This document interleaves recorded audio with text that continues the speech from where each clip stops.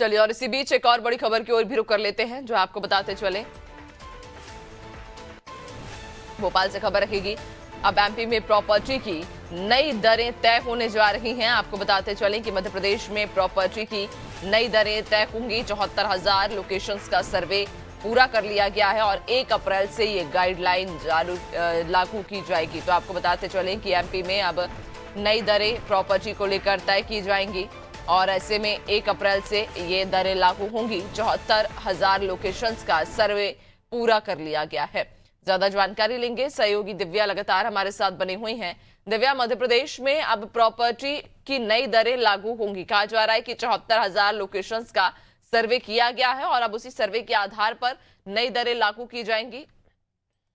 Nancy, देखिए, अप्रैल में हमेशा से जो प्रॉपर्टी होती है उसके दाम बढ़ते हैं, उनके जो रेट है वो रिवाइज होते हैं, उसके बाद नई दरें लागू की जाती है। इस बार जो सबसे खास बात यह है कि जो ये सर्वे कराया गया है ये एआई के थ्रू कराया गया है।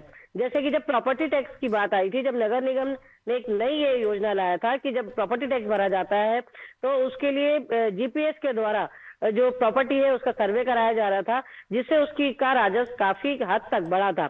अब ऐसे में सरकार ने अब नई कोशिश यही की है कि जो प्रॉपर्टी की दरें बढ़नी है उन्हें एआई के थ्रू उनका सर्वे कराया गया है और अब इनकी जो दरें बढ़नी है वो 1 अप्रैल से लागू की जाएगी। और बताया जा रहा है कि मध्य प्रदेश में ऐसी 74,000 प्रॉपर्टीज है जिनके दाम बढ़ाए जाएंगे और इसका जो प्रस्ताव है जिला मूल्यांकन समिति की बैठक में चर्चा के बाद केंद्रीय मूल्यांकन बोर्ड को भेजा जाएगा। और अब देखेंगे कि लगातार प्रॉपर्टी के टैक्स बढ़ रहे हैं और अब माना जा रहा है कि जब ये जो फिर से दरें बढ़ेंगी तो कहीं ना कहीं एक बार फिर आम आदमी से उसकी जो अगर कोई प्रॉपर्टी खरीदना है तो उसके लिए और महंगा हो जाएगा, क्योंकि जो कई सारे बिल्डर्स हैं उनके द्वारा ये बार बार कहा जाता रहा है कि पहले ही प्रॉपर्टी की दरें काफी ज्यादा हाई है। कलेक्टर गाइडलाइन की बात करें तो वो भी रेट काफी हाई है, जिसके कारण मार्केट में एक आर्टिफिशियल हाइक बनी हुई है। ऐसे में ये देखना होगा कि अभी जब 1 अप्रैल तक ये इस पे जो चर्चा होनी है उसके बाद 1 अप्रैल को ये प्रॉपर्टी टैक्स लागू किए जाएंगे, ये प्रॉपर्टी की नई दरें लागू की जाएंगी, तो क्या सरकार इस बात को ध्यान में रखती है कि जो दरें हैं वो इतनी ही बढ़ाई जाए कि एक आम आदमी के कंधे पे ज्यादा बोझ ना आए, ताकि वो कोई प्रॉपर्टी खरीदनी है, अपना कोई घर खरीदना चाहता है, जिसका सपना होता है खुद का घर हो, तो ऐसे में क्या वो घर खरीद सकता है?